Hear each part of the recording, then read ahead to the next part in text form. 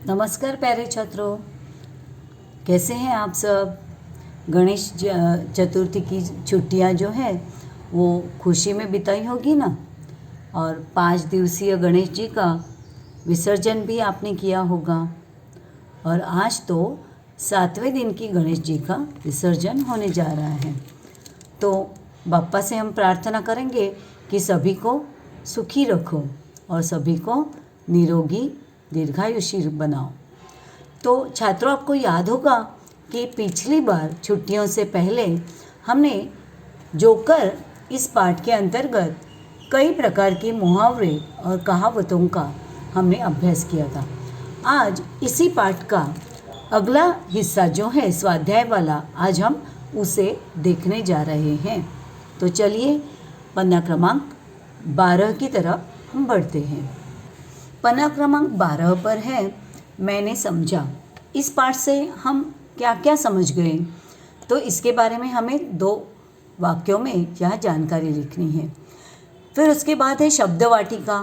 तो ये शब्द वाटिका जो है वो हमने पिछले बार किया हुआ है, तो इसलिए इसे हम नहीं करेंगे अब दोबारा। ये हमारे पास लिखा हुआ है और हर एक के पास यह लिखा हुआ होना चाहिए, क्योंकि अब 21 तारीख से जो हमारी परीक्षा होने जा रही है, इसमें इस परीक्षा में हिंदी की मैं इस भाग का भी उपयोग करने वाली हूँ। तो आपको इस सब के बारे में भी जानकारी आपने लिखी होगी। उसके बाद आपको करना है खोजबीन वाला भाग। खोजबीन वाले भाग में आपको क्या कहा गया है, तो इसमें हमसे कहा गया है कि निम्नलिखित शब्द को लेकर 4 मुहावरे लिखो। शब्द दिया है हाथ। अब हाथ इस शब्द को लेकर हमें 4 मुहावरे यहाँ पर बनाने हैं, जो कि हम कह सकते हैं हाथ मलना, हाथ धो बैठना, हाथ पर हाथ रख कर बैठना, हाथ पांव मारना, हाथ पांव फुलाना। इस प्रकार के मुहावरे हम लिख सकते हैं। तो हाथ इस शब्द को लेकर हमें 4 मुहावरे लिखने हैं। उसके बाद है स्वयं अध्ययन का भाग। इसमें अब पछताए होत क्या जब चिड़िया चुग गई खेत पर आधारित कोई कहानी हमें सुनानी है। कि होता है यूँ कि कई बार हमारे माता पिता हमसे कहते रहते हैं कि पढ़ाई करो पढ़ाई करो पढ़ाई करो, तभी तुम परीक्षा में अव्वल अंक प्राप्त कर सकोगे। लेकिन हम तब उनकी सुनते कहाँ हैं। माँ पिताजी की बातें हम सुनते ही नहीं हैं। और फिर परीक्षा आती है। परीक्षा में साल भर में हमने कुछ पढ़ाई नहीं की है, इसलिए परीक्षा में हम कुछ कर नहीं पाते। जो पर्चे होते हैं, परीक्षा के पेपर्स होते हैं, उन्हें हम अच्छी तरह से लिख नहीं पाते हैं। और फिर हम उसमें अच्छा अंक प्राप्त नहीं करने के कारण हम फेल हो जाते हैं परीक्षा में। और फिर हम फेल होने के बाद हमें अपनी गलती का एहसास होता है। तो उसी को कहते हैं कि अब पछता कर क्या फ़ायदा। जब लोग तुमसे कह रहे थे, जब माता पिता तुमसे कह रहे थे कि पढ़ाई करो, तब हमने उनकी सुनी नहीं। अब के टीचर्स आपको कह रही हैं कि आप लिखो पढ़ो, जो मैंने दिया है उससे लिखो, आपने लिखा नहीं होगा तो परीक्षा में आप क्या भरा लिख सकेंगे। फिर आपको पछतावा होता है कि अरे रे, तब मैंने लिखना चाहिए था, मैंने पूर्ण करना चाहिए था, मैंने अभ्यास करना चाहिए था। लेकिन तब पछता कर कोई फ़ायदा नहीं है, क्योंकि जो अवसर है वो आपके हाथ से निकल चुका होता है। तो इसी पर आधारित आपको अब पछताए होते क्या जब चिड़िया चुग गई खेत पर आधारित एक कहानी हमें यहाँ लिखनी है। उसके बाद आपको यहाँ यदि साइकिल तुमसे बोलने लगी तो ज़रा सोचना है, और फिर 4-5 पंक्ति में आपको इसके बारे में यहाँ पर लिखना है। जैसे यदि आप यहाँ लिख सकते हैं कि यदि साइकिल मुझसे बोलने लगती तो मुझे बेहद मज़ा आ जाता। पहले मैं उससे उसकी सारी कहानी पूछता, उसके जन्म एवं उसके निर्माण के बारे में उससे बातचीत करूँगा, उसके दुख दर्द को जानने की कोशिश करूँगा, मैं उसका एक अच्छा मित्र बनना चाहूँगा, मेरे और परिवार के बारे में उसके साथ चर्चा करूँगा, उसके साथ साइकिल पर बैठकर मैं उसके साथ दूर दूर तक घूमने जाऊँगा और उसके मन के प्रत्येक विचार को समझने का प्रयास करूँगा। इस तरह आप साइकिल के बारे में लिख सकते हैं। उसके बाद आपको अगला जो भाग है वो है विचार मंथन। विचार मंथन में आपको गागर में सागर भरना इस कहावत के बारे में लिखना है। गागर में सागर भरना का मतलब, गागर मतलब जिसे हम मराठी में घाघर कहते हैं, तो गागर में सागर भरना, सागर मतलब समुद्र। इसका मतलब क्या होता है? इसका मतलब है कि संत बिहारी के दोहे के बारे में यह कहावत प्रसिद्ध है। कहा जाता है कि संत बिहारी ने अपने दोहे के माध्यम से गागर में सागर भर दिया। इसका मतलब है, इस कहावत का अर्थ है कि अत्यंत कम शब्दों में बहुत कुछ बताना। जैसे कि पिछले इसी पार्ट में हमने पढ़ा था, मुहावरे, दोहे, कहावतों में वही सामर्थ्य होता है जो कम से कम शब्दों में अधिक से अधिक जानकारी देते हैं। तो इसके बारे में आपको लिखना है। आपको आज मैंने समझा, खोजबीन, स्वयं अध्ययन, ज़रा सोचो और बताओ, विचार मंथन, इसके बारे में लिखना है।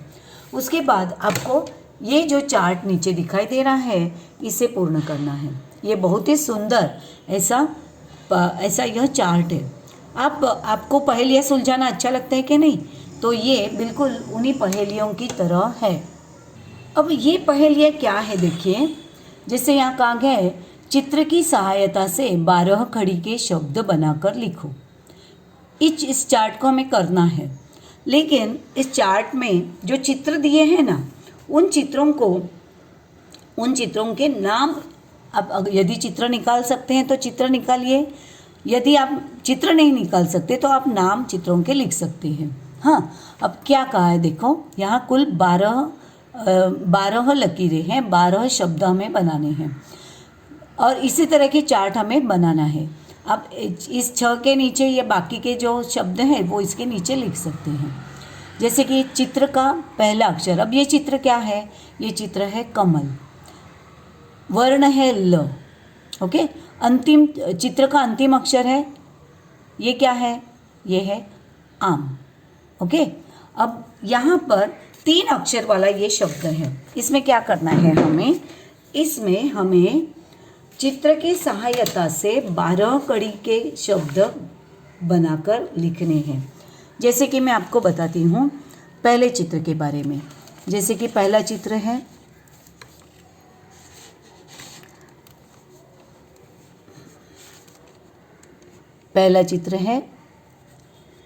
कमल, ठीक है, कमल चित्र है।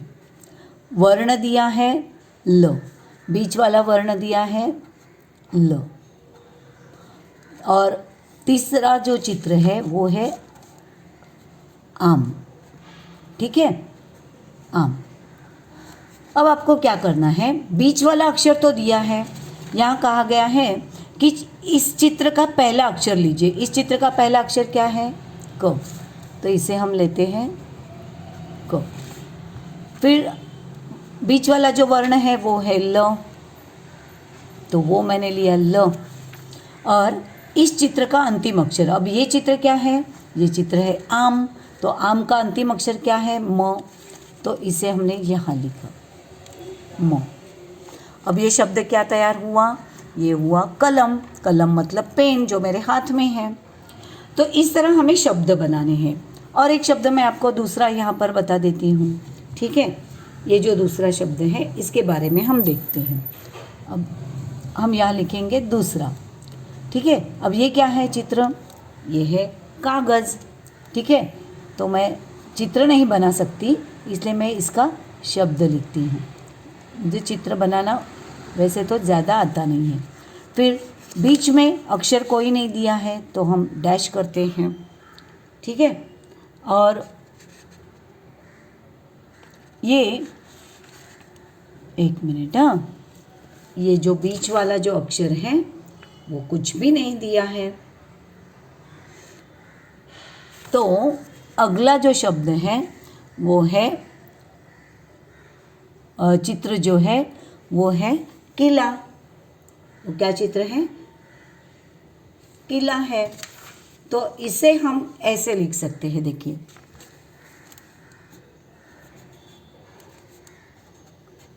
किला, ठीक है। तो अब देखिए, इसका पहला अक्षर लेना है, पहला अक्षर है का, और इसका अंतिम अक्षर लेना है ला। तो इसे हम क्या शब्द बना सकते हैं, इससे जो शब्द बनेगा वो होगा काला। तो हम यहाँ वो शब्द लिखेंगे, काला।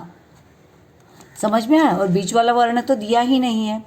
तो इस तरह हमें इसके शब्द बनाने हैं। जैसे कि अब बाकी के चित्र जो है उसके बारे में भी हम देखते हैं। जैसे कि तीसरा जो है वो देखिए चित्र। हाँ, अब ये तीसरा चित्र है, ये है किताब और ये है धन। इसका ये चिन्ह का नाम है धन चिन्ह। तो बीच में दिया है सा। किताब का पहला अक्षर की होता है और धन का अंतिम अक्षर है न। अब की सा न, तो यहाँ आपको क्या लिखना होगा, किसान। अब चौथा चित्र जो है वो ये है किल। किल मतलब खिड़ा, और ये क्या है, ये है सात।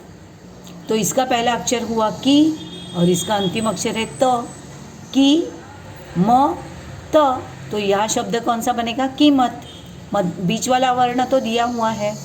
अब ये पांचवें शब्द में ये है कुदाल, ये है कुदाल और ये है चार। अब इसका पहला अक्षर लीजिए, इसका अंतिम अक्षर लीजिए, कु र, और उसके बीच में टी, शब्द बनेगा कुटीर। कुटीर मतलब झोंपड़ी, छोटा सा घर। अब ये छठा वाला जो है इसे हम कहेंगे ये कूड़ेदान है, ये कूड़ेदान है और ये है झरना। अब कूड़ेदान और झरना, कूड़ेदान का पहला अक्षर हुआ कु, झरना का अंतिम अक्षर है ना, कु क ना, यहाँ शब्द होगा कूकना, मतलब कूक लगाना। अब आगे है ये जो है इसे कहते हैं कृपाण। जो सिख लोग होते हैं ना, उनके कमर में लटका हुआ होता है, इसे कृपाण कहते हैं। और ये है चंपा, ये क्या है, चंपा। चंपा का फूल है, बीच में अक्षर नहीं है, इसका मतलब है ये दो अक्षरी शब्द है सिर्फ, कृपा। ये शब्द क्या बनेगा, कृपा। इसका पहला अक्षर, इसका अंतिम अक्षर। अब ये शब्द, ये आठवां शब्द है, ये है केला। केला है और ये कड़ा, केला कड़ा। केला का पहला अक्षर के, इसका अंतिम अक्षर डा, के क डा, केकड़ा, जिसे हम खाते हैं, समुद्र में मिलता है। अब ये जो है ये क्या है, ये कैमेरा है। कैमेरा नहीं, हिंदी में उसे कैमेरा कहते हैं, ये कैमेरा है। और कैमेरा के बाजू में आपको जो दिखाई दे रहा है वो है कंपास, ये है कंपास। कैमेरा, कंपास, कई ला स। कई, इसका पहला अक्षर कई, इसका अंतिम अक्षर स, बीच में आया ला, कैलाश। यहाँ शब्द बनेगा कैलाश। अब ये है 10वां शब्द, ये होगा, ये है चित्र में कोट और ये नल। कोट का पहला अक्षर हुआ को, नल का अंतिम अक्षर ल, को य ल, ये हुआ कोयल। अब ये कौन है, ये है कौवा। कौवे का चित्र है, ये कौवा है और ये ट्रक है, कौ क, बीच वाला अक्षर शी, कौ शी क। मतलब आप क्या करेंगे, हर एक जगह पर इस चित्र का पहला अक्षर लेंगे और इस दूसरे चित्र का अंतिम अक्षर आप लेंगे, और बीच में जो अक्षर आपको जोड़ना है वो यहाँ दिया है। जहाँ नहीं दिया है वहाँ शब्द सिर्फ दो वर्णों वाला बनेगा, 2 अक्षरों का बनेगा। अब ये अंतिम अक्षर देखते हैं हम, ये है कंघी और ये है कान, कंग, और ये न अंतिम अक्षर, बीच में है ग, शब्द तैयार हुआ कंग ग न। तो इस तरह आपको ये चार्ट लिखकर भेजना है। यह मैं आपको परीक्षा में भी आपको ये भाग करना है। अब हम बढ़ते हैं हमारे अगले पाठ की तरफ। यह है आओ आयु बताना सीखो। आप सबको पहेलियाँ बुझाना अच्छा लगता है कि नहीं? आपको खुद को पहेलियाँ बूझना भी अच्छा लगता है और दूसरों को पहेलियाँ पूछना भी आपको अच्छा लगता है। तो यहाँ पर हम आयु बताना सीखो यहाँ दिया है। यहाँ आप ये खेल अपने परिचितों के साथ और मित्रों के साथ खेल सकते हैं और उन्हें आप आश्चर्यचकित कर सकते हो। ये क्या है देखिए। हाँ, आपको क्या करना है, देखिए, अपने मित्र को उसकी वर्तमान आयु में अगले वर्ष की आयु को जोड़ने के लिए कहो। अब आप अपने मित्र के साथ ये खेल खेलना चाहते हैं, हाँ, तो कैसे खेलेंगे? तो आपका मित्र है कोई, ठीक है, तो आपको पहली स्टेप क्या करनी है, अपने मित्र को उसकी वर्तमान मतलब अब जो चालू है आयु, उसके उस आयु में अगले वर्ष की आयु को जोड़ने के लिए कहो। मतलब यहाँ हर एक स्टेप को यहाँ पर दिखाया गया है। समझो, अगर आपके मित्र की आयु है 10, वर्तमान आयु है 10, और उसकी अगले वर्ष की आयु कितनी होगी? 11 होगी। अभी वो वर्तमान आयु है 10 और उसमें उसको अगले वर्ष की आयु जोड़नी है मतलब उसको धन करना है, ठीक है। तो अगर मित्र की आयु है 10 वर्ष वर्तमान आयु, तो अगले वर्ष की आयु हमने उसमें जोड़ दी 11 हो। कुल मिलाकर कितने हुए? 10 और 11 मिलाकर यहाँ हुए 21, ठीक है। उसके बाद आपको अगली स्टेप क्या करनी है, उसे इस योगफल को 5 से गुणा करने के लिए कहे।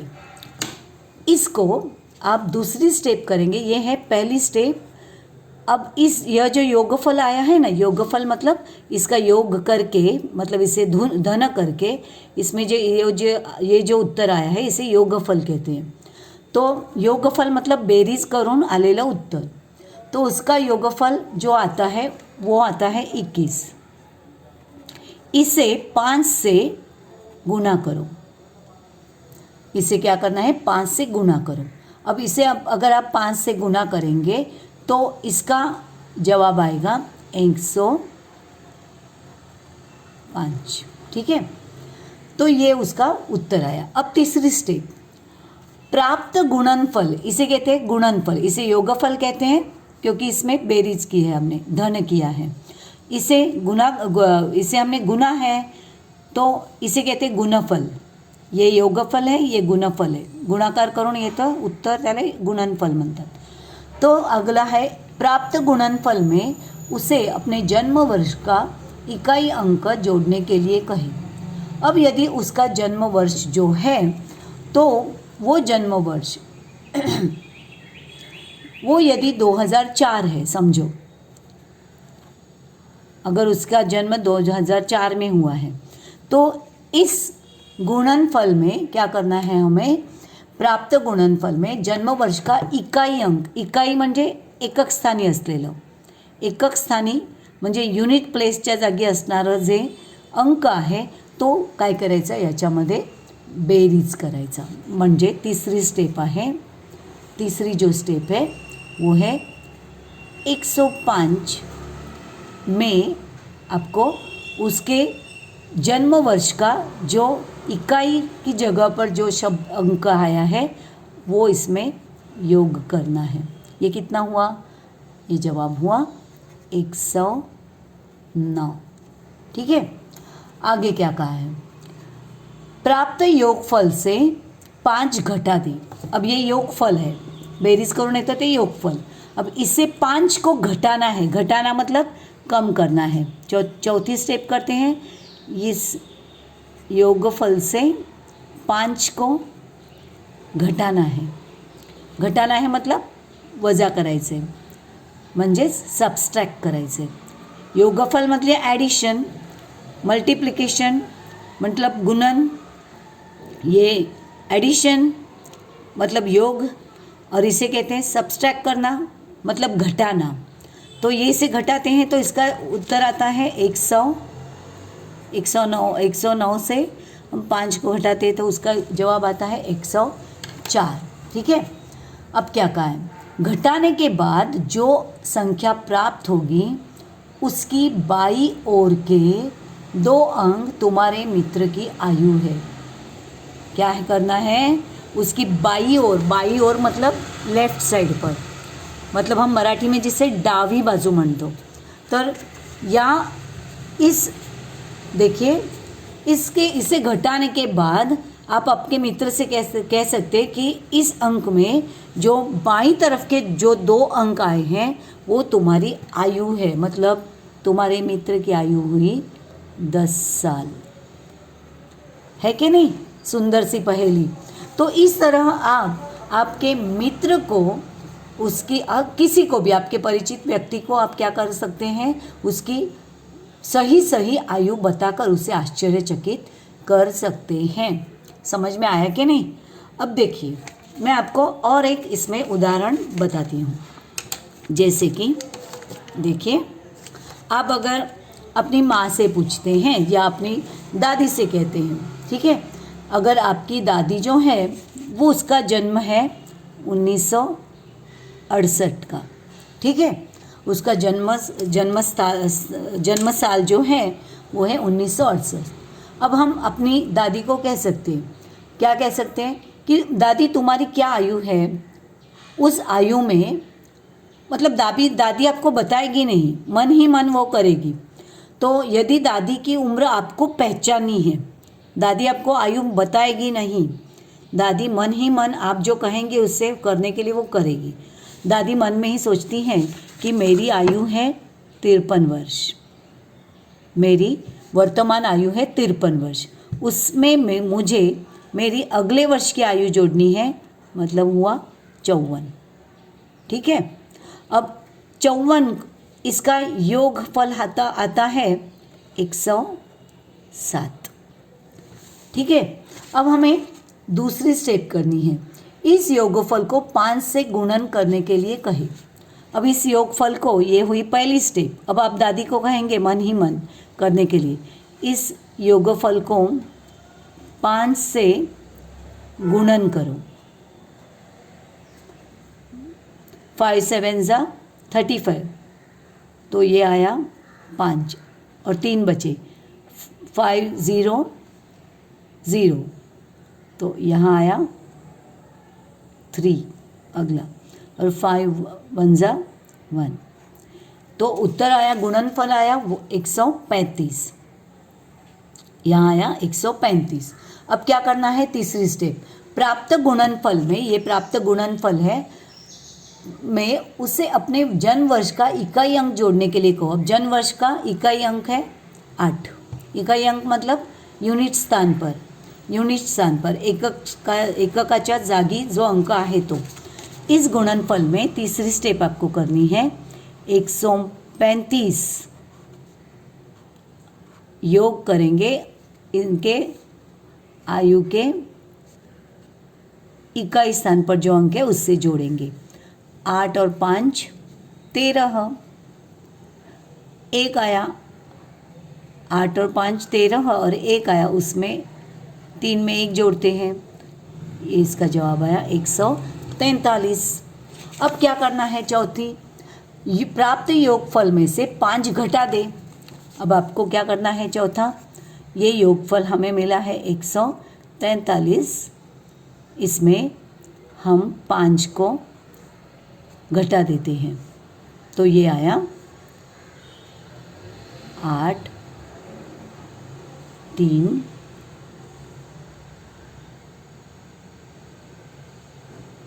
और ये आया 138, ठीक है। अब क्या करना है, देखिए 5 को घटाया, घटाने के बाद, एक मिनट, हाँ बच्चों माफ़ करना, थोड़ा सा जो संख्या है उसमें थोड़ी सी गलती हो गई थी। देखिए दादी को आप कहेंगे कि दादी, आपको क्या करना है, आपकी उम्र में आपकी वर्तमान उम्र वो लिखनी है, वो आपको क्या करना है, उसमें आपके अगले वर्ष की आयु जोड़नी है। तो इसका योगफल आया 107। 107 को आप उसे दादी से कहेंगे 5 से गुनो, 5 से गुनने के बाद उसका जवाब आया 535। अब आप कहेंगे दादी को कि 535 में आप अपने जन्म वर्ष की जो आयु है उसमें से इकाई का अंक जो है वो जोड़ दो। इसका जवाब आया 543। 543 में से आपको 5 को घटाना है। 543 में जब 5 घटेंगे तो उसका जवाब आएगा 538। अब आप दादी से कह सकते हैं कि दादी जी देखिए आपकी उम्र है 53 वर्ष, सही के नहीं? बिल्कुल सही। तो इस तरह आप अपने किसी भी मित्र या परिचित से इस प्रकार गुणन, योग और घटाकर आप किसी की भी उम्र बता सकते हैं। तो आप आशा है कि आप ये खेल समझ गए होंगे और आप अपने परिचित लोगों से इस बारे में आप क्या करेंगे, इस खेल के साथ आप ज़रूर खेलेंगे। तो अब आगे है ये महाराष्ट्र की बेटी का चित्र। इसमें आपको क्या करना है, देखिए बच्चों, आज ही करना है ये भी भाग आपको। आप इन दोनों चित्रों में देखेंगे और इसमें से आपको क्या अंतर है इस चित्र में, इस अंतर को आप ढूंढकर बताएंगे। पहला अंतर तो हमें दिखाई दे रहा है साड़ी का रंग। साड़ी का रंग यहाँ पर हरा है। दूसरे चित्र में क्या अलग है वो आप कहेंगे। फिर यहाँ पर देखिए इसकी बिंदी में फ़र्क है, यहाँ पर गोलाकार है, यहाँ पर चंद्रकोर है। फिर शाल का रंग भी अलग है, यहाँ पर लाल है, यहाँ पर बैंगनी रंग है। चोली का रंग जो है वो भी अलग है, तो चोली का रंग जो है वो यहाँ पर बैंगनी है, ठीक है कि नहीं। साड़ी के किनारे पर चित्रों की संख्या यहाँ पर 10 है और यहाँ पर देखिए यहाँ पर कम है। फिर माथे पर लटक रही बिंदी जो है वो अलग आकार और अलग नक्शी की है, वो भी आप देख सकते हैं। साड़ी के पल्लू पर चित्रों की संख्या अधिक है। ये जो साड़ी के पल्लू है ना, उस पर जो चित्र है तो यहाँ देखिए कम है और यहाँ पर अधिक है। तो इस प्रकार आप इस चित्र का निरीक्षण करके इसमें जो अलग है वो आप देख सकते हैं। बच्चों, भारत के दक्षिण दिशा में स्थित केरल राज्य के खान पान, पहनावा एवं आभूषण के बारे में आप जानकारी प्राप्त कर सकते हैं। भारत के अत्यंत सुंदर राज्यों में एक राज्य है केरल, जहाँ का प्राकृतिक सौंदर्य बड़ा ही सुंदर है। अधिकतर लोग यहाँ पर खाने में मछली, मटन, साग सब्जी खाते हैं। उकड़ा चावल, सांबार, इडली, डोसा, पूट, पायसम आदि पदार्थ खाए जाते हैं। दक्षिण भारत में नारियल तेल का इस्तेमाल ज़्यादा किया जाता है। महिलाएं ज़्यादातर यहाँ पर सफ़ेद रंग की सुनहरे पल्लू वाली साड़ी पहनते हैं, जैसे कि यहाँ पर दिखाई दे रहा है। सुनहरे पल्लू वाली साड़ियाँ यहाँ पर पहनते हैं। जो पुरुष होते हैं वो केरल के जो पुरुष होते हैं वो लुंगी पहनते हैं। सफ़ेद रंग का शर्ट कुर्ता पहनते हैं। और केरल के लोग ज़्यादातर माथे पर चंदन का टीका लगाते हैं। और यहाँ की जो स्त्रियाँ होती हैं ना, इनके गले में, कान में इन्हें आभूषण पहनने का बड़ा शौक़ होता है। तो इस तरह आप केरल के लोगों के बारे में आप जानकारी आपको लिखनी है। तो इस तरह आज आपको बच्चों पन्ना क्रमांक 12 का जो अभ्यास मैंने कहा है वो पूर्ण करना है। जैसे मैंने समझा, खोजबीन, स्वयं अध्ययन, ज़रा सोचो, विचार मंथन, समझो हमें, ये भाग आपको करना है। ये आपने देखा है, लेकिन इसमें आपको ये भाग आपको करना है। इसमें चित्रों में जो कमियां है या फ़र्क है, अंतर है, वो आपको बताने हैं। तो अब मैं आपसे विदा लेती हूँ। आशा है आप इस अभ्यास को करके भेजेंगे। धन्यवाद।